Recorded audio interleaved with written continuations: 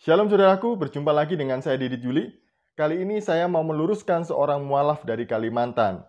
Dia mengaku menjadi mualaf karena tahu sejarah bahwa Yesus itu baru diangkat jadi Tuhan di Konsili Nikea tahun 325 Masehi. Benarkah demikian? Mari kita bersama-sama melihat videonya. Baik orang tua maupun pendeta atau teman-teman sih nggak ada yang pernah cerita tentang sejarah-sejarah. Kalau dengan Islam sih beda. Kalau Islam diceritakan kan sejarah-sejarah Nabi, sejarah-sejarah sahabat. Kalau di Kristen tuh nggak ada gitu, nggak ada diceritakan. Maksudnya nggak ada yang pernah menceritakan bagaimana sejarahnya. Dapat sendiri kan waktu itu, jadi ketemu sejarahnya begini. Jadi ceritanya itu katanya kalau Yesus diangkat jadi Tuhan kan, jadi Yesus pada saat itu diangkat jadi Tuhan oleh manusia. Jadi pada saat itu Yesus tuh bukan Tuhan, jadi sekitar 300 tahunan Yesus tuh belum diangkat jadi Tuhan sejak beliau wafat ya. Jadi waktu itu ada perseteruan antara dua kubu tadi, Athanasius dengan Arius. Jadi yang Athanasius ini mereka yang ingin menuhankan Yesus, kemudian yang Arius ini mereka yang tidak ingin menuhankan Yesus. Jadi saling berseteru kan seperti itu, antara Romawi ya, Romawi Timur dan Romawi Barat.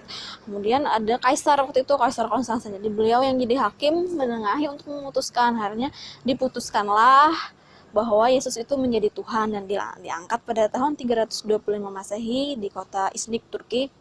Dan pada saat itu yang kubu Arius kan jadinya kalah kan, akhirnya secara perlahan-lahan mereka dibasmi. Nah, jadi situ mulai lahirlah agama Kristen, maksudnya secara resmi ya, jadi agama resmi Romawi. Yang pada sebelumnya kan Romawi itu adalah penganut paganisme. Jadi mereka yang kayak banyak patung dan sebagainya, mungkin sampai sekarang masih ada.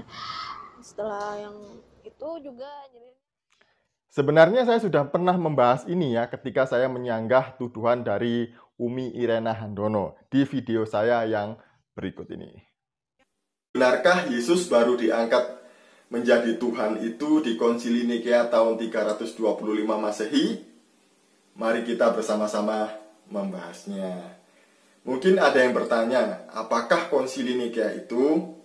Nah, Konsili Nikea ini memang benar terjadi pada tahun 325 Masehi. Dan konsili ini ada karena munculnya seorang yang bernama Arius yang ajarannya sangat meresahkan gereja dan sangat menyimpang dari Alkitab. Arius mengajarkan bahwa firman adalah ciptaan dan dia lebih rendah dari Bapa. Jadi Arius ini dengan terang-terangan sangat menolak keilahian Yesus. Nah, di dalam konsili ini sebenarnya bapak-bapak gereja ingin meluruskan pandangan Arius yang salah dan berharap Arius kembali ke jalan yang benar. Dilakukan pada tanggal 20 Mei sampai 19 Juni tahun 325 Masehi di Nikea yang dihadiri oleh 318 pemimpin gereja dan 5 diantaranya adalah wakil dari wilayah barat. Dan konsili ini dipimpin oleh uskup yang bernama Hosius, uskup dari Cordoba. Selain membahas tentang kristologi, konsili ini juga membahas tentang kontroversial Paskah dan juga sah atau tidaknya jika ada orang yang percaya itu dibaptis oleh bidat atau aliran sesat. Nah, dari 318 pemimpin gereja yang hadir, hanya 3 orang saja yang tidak setuju dengan keputusan konsili ini, yaitu yang pertama adalah Theodorus dari Laodikia, yang kedua adalah Narsiskus dari Neromias, dan yang ketiga adalah Eusebius dari Kaisarea. Jadi salah besar ya kalau dikatakan bahwa konsili ini mengangkat Yesus jadi Tuhan. Karena fakta sebenarnya Konstantin ini adalah orang yang sama sekali tidak tertarik dengan urusan-urusan teologis. Dan dia juga tidak ikut campur dalam konsili ini.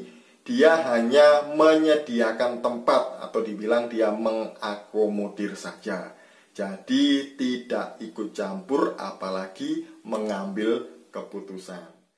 Juga tidak ada agenda dalam konsili ini yang mengangkat Yesus menjadi Tuhan, karena Yesus sudah diakui sebagai Tuhan sejak gereja mula-mula. Bahkan para rasul pun sudah mengakuinya. Bisa dilihat di dalam Alkitab. Nah, sebenarnya dari mana sumber yang mengatakan bahwa Yesus diangkat menjadi Tuhan di konsili Nikea? Mungkin ada yang ingat, ada novel yang paling kontroversial dan juga difilmkan yang berjudul The Da Vinci Code.